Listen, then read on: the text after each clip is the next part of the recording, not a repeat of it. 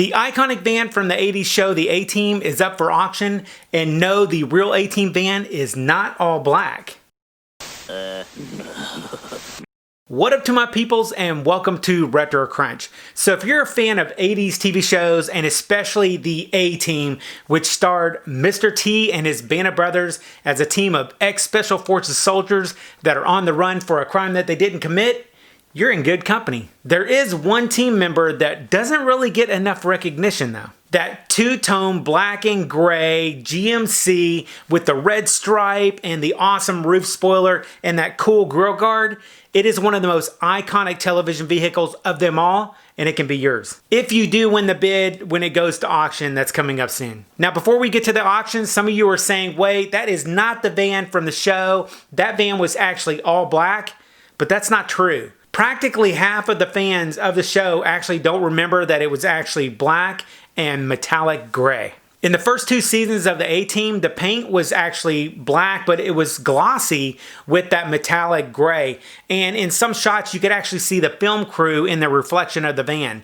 But in later seasons, they actually repainted the van with a more satin color black and metallic gray, and this fixed the issue. But on 80s kids TVs, the picture quality really wasn't that great, and the TVs were kind of small. And the van did sort of look like it was all black in many of the scenes. But not only that, the toy companies that actually made the toys for the A-Team, they made the vehicle black as well in many of the iterations. And in the comic book, it was black in the comic book as well. So you can actually really understand where some of this confusion came from. But then that brings us to the auction. On January 23rd in 2021, one of the 6 officially licensed vehicles from Universal Studios for promoting the A-Team series from 1983 to 1987, it's actually going to be auctioned, and you can bid on it in person or online. Now, this 1979 GMC van was not actually used in the show. It was mainly just for promotion, but it does have some of those finer details that even popular car enthusiasts were not able to get right when they tried to reproduce the van. The A-Team van has about 90,000 miles on the odometer, and it's decked out with an authentic CB radio, tons of weapons, and just about everything that you'd want in a true A-Team show car. I personally have no idea how much this thing's going to go for at auction, but I'm going to be watching this as a hawk because I'm interested to see how much it actually goes for. I can only imagine that some Jay Leno type or some ultra-rich A-Team fan is probably going to win the final bid, but it's really cool to see that this A-Team van is actually making it to auction anyway. If you're interested in bidding on it or just want to find out more about the auction, I'll post it in the description, but just be sure to come by and pick me up and take me for a ride if you actually win. And then in our next retro news, the Neverland Ranch, which was once owned by pop icon Michael Jackson, who passed away in 2009.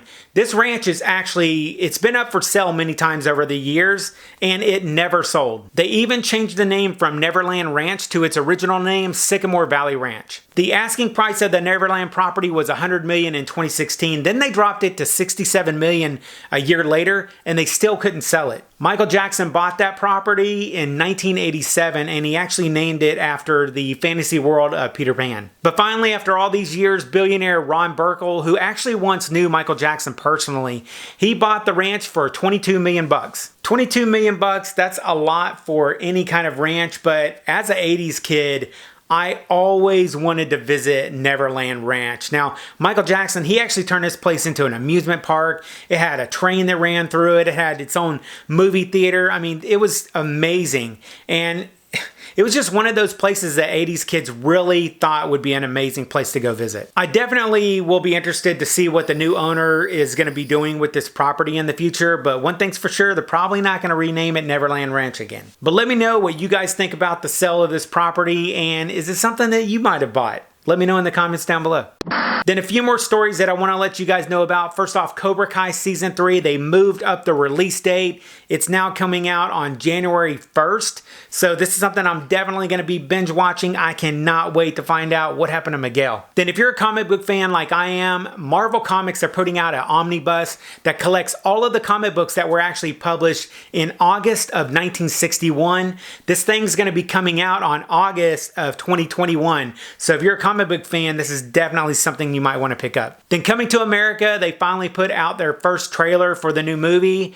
This movie's going to be coming out in March, and I cannot wait to see it. Finally, if you're into retro news and nostalgia stuff, I think you'll love the next video that is right there. I'll catch you guys on the flip side, and remember, if it ain't retro, it ain't worth watching.